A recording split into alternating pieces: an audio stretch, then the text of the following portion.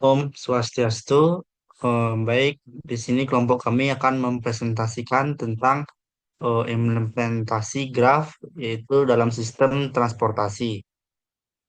Sebelum masuk ke materi, izinkan kami memperkenalkan diri, yaitu perkenalkan nama saya Nyoman Siva Arya Wiguna dengan NIM 25150911027 dan rekan saya. Perkenalkan, nama saya Iputo Arya Pramesta dengan NIM 25150911018. Perkenalkan, nama saya Ketut Agus Sugiantara dengan NIM 25150911052. Adapun topik yang ingin dibicarakan yaitu yang pertama itu ada konsep dasar graf, kemudian ada teori lintas dan pemodelan dengan disertai dengan kasus nyata, kemudian yang ketiga yaitu ada visualisasi graf dan penyelesaian masalahnya. Yang pertama yaitu konsep dasar graf. Apa sih itu graf? Graf ialah sepasang himpunan V atau E yang digunakan untuk mempresentasikan objek-objek diskrit dan hubungan antara objek-objek tersebut. Dalam ranah praktis, graf merupakan alat pemodelan matematis yang sangat kuat dan menggambarkan jaringan. Salah satunya adalah jaringan infrastruktur transportasi umum.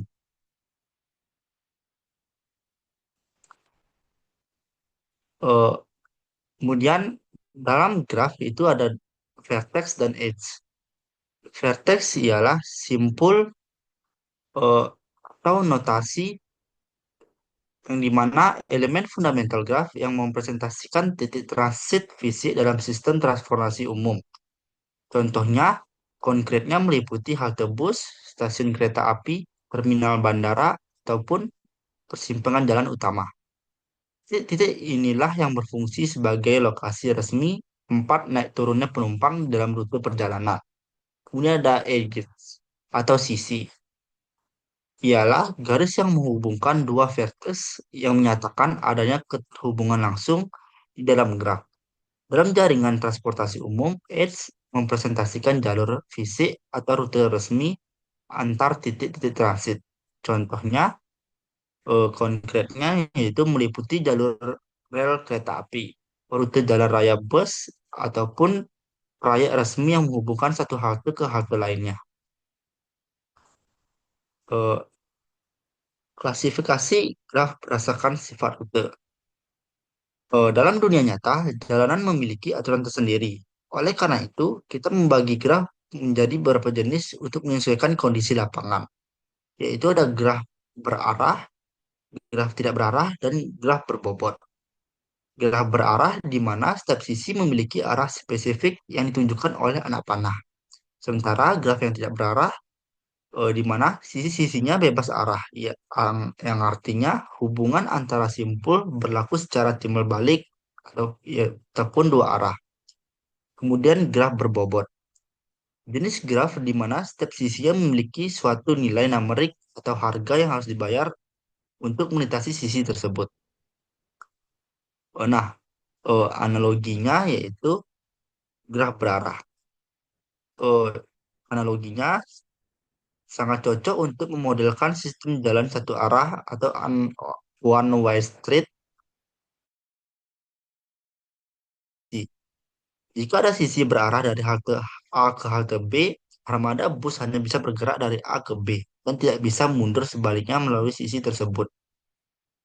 Sementara graf tidak berarah analoginya yaitu cocok untuk memodelkan jalur kereta api ganda atau jalan raya dua arah standar di mana kendaraan bebas melaju bolak-balik di antara dua halte yang sama.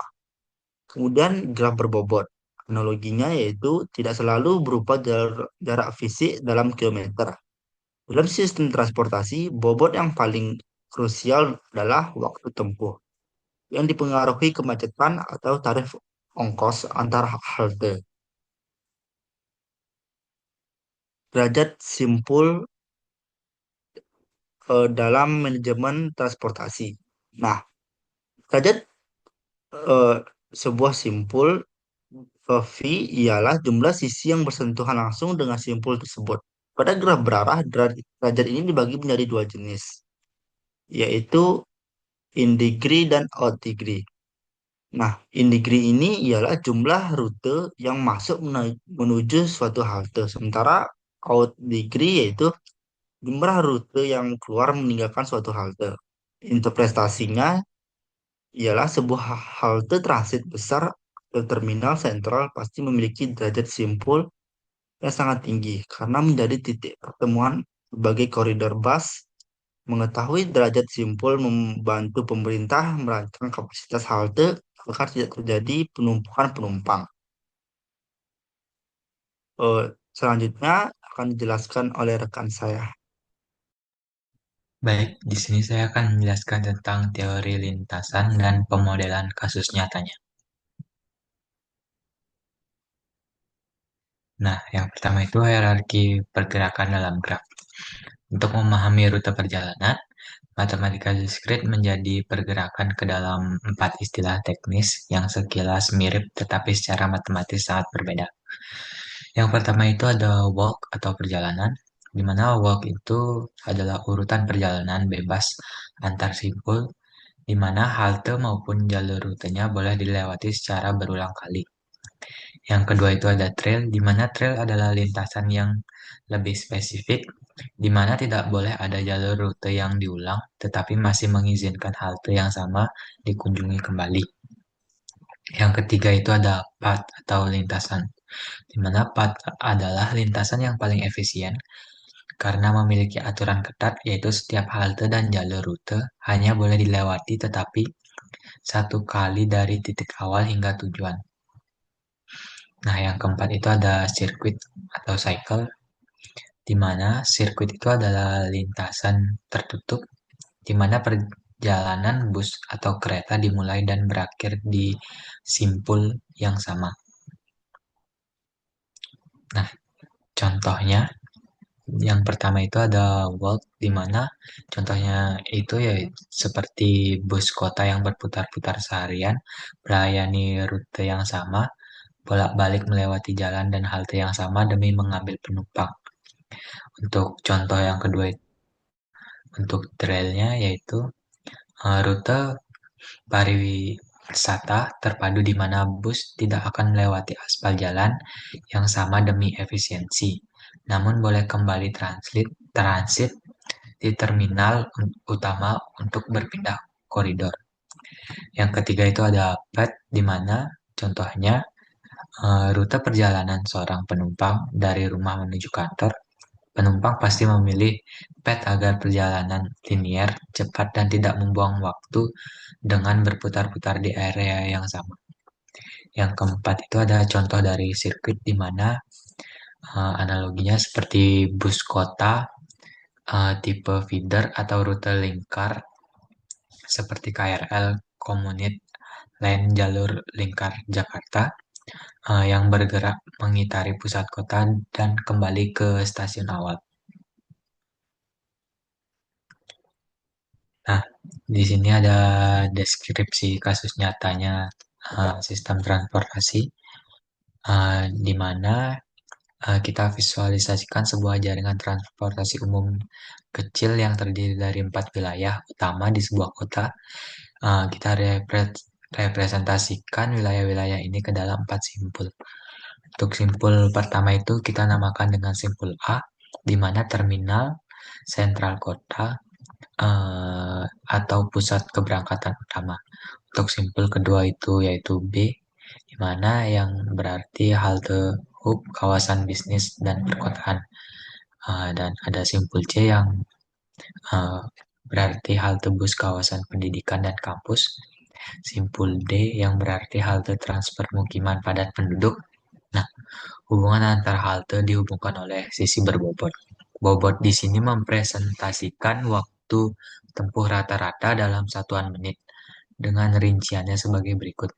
Pada sisi A ke B, di mana waktu tempuhnya itu selama 5 menit. Selanjutnya sisi A ke C itu waktu tempuhnya 12 menit dengan jalur utama yaitu sering padat. Untuk B ke C itu ada waktu tempuhnya itu 4 menit di mana jalur pintas khusus bus. Lalu sisi B ke D itu ada waktu tempuhnya 15 menit, di mana itu adalah jalur lingkar luar. Untuk sisi C ke D itu dalam waktu 6 menit, di mana jalur akses permukiman. Selanjutnya, nah kita langsung ke studi kasusnya. Misalkan seorang penumpang berada di terminal sentral kota dengan simpul A dan ingin menuju ke kawasan permukiman, yaitu dengan simpul D. Dengan waktu tempuh secepat mungkin berdasarkan jaringan transportasi yang telah dimodelkan, terdapat beberapa jalur yang dapat dipilih untuk menentukan rute terbaik. Nah, dilakukan perhitungan total bobot pada setiap lintasan, di mana bobot mempresentasikan waktu perjalanan dalam satuan menit. Di mana kita mendapatkan alternatif pertama itu di kampus, di mana eh, lintasannya itu yang dilewati adalah lintasan A, C, lalu ke D. Nah, pada lintasan ini penumpang berangkat dari terminal A menuju kampus C, kemudian melanjutkan perjalanan ke permukiman D, di mana perhitungan waktu tempuhnya itu yaitu bobot A ke C itu sama dengan 12 dan C ke D itu sama dengan 6 menit. Di mana total waktunya itu 12 ditambah 6 sama dengan 18 menit. Selanjutnya yang kedua itu kita mendapatkan alternatif di mana harus mengunjungi kawasan bisnis terlebih dahulu, di mana perhitungan waktu tempuhnya yaitu bobot A ke B itu 5 menit, dan bobot B ke D itu 15 menit. Jadi total waktunya 20 menit. Untuk alternatif ketiga itu kita melewati kawasan bisnis, kemudian transit ke C, langsung menuju ke D atau tempat tujuan dari awal A itu, di mana perhitungan waktu tempuhnya itu A ke B 5 menit, B ke C itu 4 menit, C ke D itu 6 menit. Jadi total waktunya itu selama 15 menit. Selanjutnya, nah, jika analisis matematisnya berdasarkan hasil perhitungan lintasan dari A ke B ke C ke D merupakan rute waktu yang paling singkat yaitu 15 menit. Meskipun lintasan ini memiliki lebih banyak halte dibandingkan lintasan lainnya, total bobot yang dimiliki setiap sisi lebih kecil sehingga menghasilkan waktu perjalanan yang lebih efisien. Oleh karena itu, jalur tersebut dipilih sebagai lintasan optimal untuk mencapai tujuan dari terminal sentral kota menuju kawasan permukiman. Selanjutnya akan dijelaskan oleh teman saya. Baik, selanjutnya di sini saya akan menjelaskan yaitu visualisasi graf. Landasan algoritma Dijkstra. Jika jaringan transportasi kota melibatkan ribuan halte seperti Transjakarta atau Transmetro Dewata, kita tidak mungkin menghitungnya secara manual satu persatu seperti sebelumnya. Kita memerlukan algoritma Dijkstra. Algoritma Dijkstra bekerja dengan prinsip greedy, di mana pada setiap langkah program akan memilih simpul dengan bobot terkecil dari simpul asal, memperbarui jarak ke simpul-simpul tetangganya atau relaxation, dan mengunci nilai tersebut hingga mencapai simpul tujuan. Algoritma ini menjamin keakuratan rute tercepat pada graf yang bobot sisinya bernilai positif. Kemudian untuk menghasilkan visualisasi jaringan transportasi yang terstruktur dan akurat, kelompok kami menggunakan pustaka atau library Network X dan Matplotlib eh, di Python. Berikut adalah kodenya. Eh, Secara singkat saja, untuk baris pertama sampai ke 6 itu, pemrograman memuat modul Network X dan Matplotlib pilot. Objek graf tidak berarah dideklarasikan menggunakan fungsi nx titik graph. Kemudian melalui fungsi getNodesFrom, sistem mendaftarkan 4 wilayah hub utama seperti objek simpul vertex, yaitu wilayah A, B, C, dan D. Kemudian pada baris 8 sampai 12 itu fungsi G and H digunakan untuk membangun hubungan atau edge antar wilayah sekaligus menyematkan parameter wake berupa estimasi waktu tempuh rata-rata dalam 1 menit, satuan menit. Kemudian pada baris 14 sampai 19 itu variabel asal dan tujuan dikunci pada simpul A dan D-nya. Inti dari pemrosesan matematika diskrit pada program ini terletak pada fungsi nx djsaxtra pad dan nx djsaxtra pad length yang mengeksekusi prinsip algoritma djsaxtra. Kemudian baris sisanya yaitu bertugas untuk memformat hasil kalkulasi algoritma ke dalam bentuk string di konsol terminal menggunakan fungsi join atau jalur tercepatnya. Nah, untuk kode itu bisa dilihat hasilnya sendiri, yaitu rute tercepat dari A ke D, yaitu A, B, C, dan D, dan total waktu tempuhnya itu 15 menit. Kemudian, adapun matriks ketetanggaan berbobot atau weight adjacent matrix. Sebagai landasan teoritis dari struktur data yang dibentuk oleh kode program di atas, berikut adalah bentuk representasi weight adjacent matrix dari jaringan transportasi yang dikelola oleh network X, di mana nilai infinity itu mempresentasikan ketiadaan bus langsung dari halte awal ke halte tujuan tanpa melalui titik transit. Selanjutnya yaitu kode yang kedua. Nah, pada kode ini, nah pada kode di sana akan menghasilkan simulasi rute tercepat dari A ke D. Bisa dilihat pada garis merah. Nah, untuk kodenya sendiri yaitu untuk fungsi NX circular layout mempresentasikan seluruh simpul A, B, C, D membentuk formasi lingkaran yang simetris dengan ukuran proporsional atau di sini size-nya itu 800 berwarna biru muda atau light blue serta label berteks tebal yaitu bold. Bisa dilihat di sini seperti ini. Kemudian di kode ini juga diferensiasi sisi koridor standar, di mana seluruh jalur bus yang tersedia pada awalnya digambar menggunakan garis abu-abu putus-putus. Di sini eh, pada kode ini yaitu edge color gray, style, dash head yang dilengkapi label parameter waktu seperti 12 menit dan 15 menit. Yang ini 12 menit dan 15 menit. Kemudian eh, adapun isolasi dan perwarnaan jalur tercepat, di mana sisi yang membentuk rute tercepat hasil Dijkstra's otomatis diekstrak oleh fungsi zip. Jalur tercepat min 1, jalur tercepat 1 menjadi pasangan urutan sisi AB, BC, dan CD. Jalur spesifikasi ini ditimpa menggunakan warna merah tebal, di mana code-nya itu edge color red dan width-nya itu 4. Ya ini.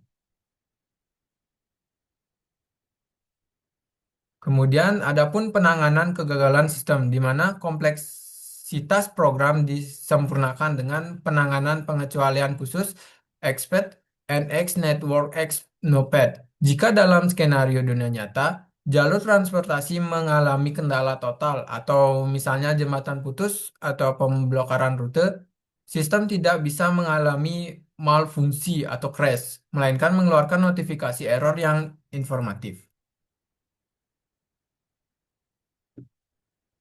Selanjutnya yaitu kesimpulan. Dari hasil studi literatur kalkulasi manual hingga pengujian berbasis simulasi kode program yang telah kelompok kami lakukan, dapat ditarik beberapa kesimpulan penting. Yang pertama, efisiensi sistem terbantu otomatis. Teori graf memberikan kerangka logis kerangka kerja logis yang mengubah peta fisik kota yang rumit menjadi struktur data diskrit yang dipahami oleh komputer. Yang kedua, fleksibilitas bobot. Pemodelan menggunakan weight graph atau graf berbobot sangat relevan dengan realitas realitas dinamis karena bobot angka atau waktu dapat diubah secara real time mengikuti kondisi kemacetan di jalan raya saat itu juga. Kemudian yang ketiga atau yang terakhir, dampak nyata bagi masyarakat. Implementasi algoritma pencarian lintas terpendek seperti DJ Sakstra pada sistem transportasi umum tidak hanya membantu individu menghemat waktu perjalanan, namun secara makro membantu menekan emisi karbon kendaraan akibat kemacetan dan mengoptimalkan manajemen armada bus kota secara keseluruhan.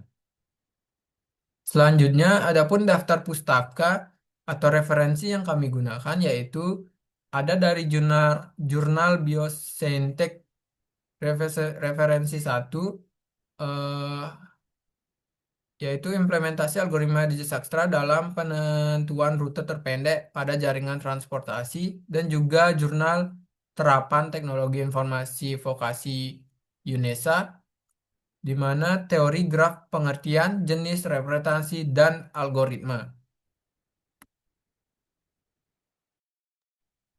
Nah, sekian yang dipaparkan oleh rekan saya. Saya akan tutup presentasi ini dengan Rama Santi. Om Santi, Santi, Santi Om.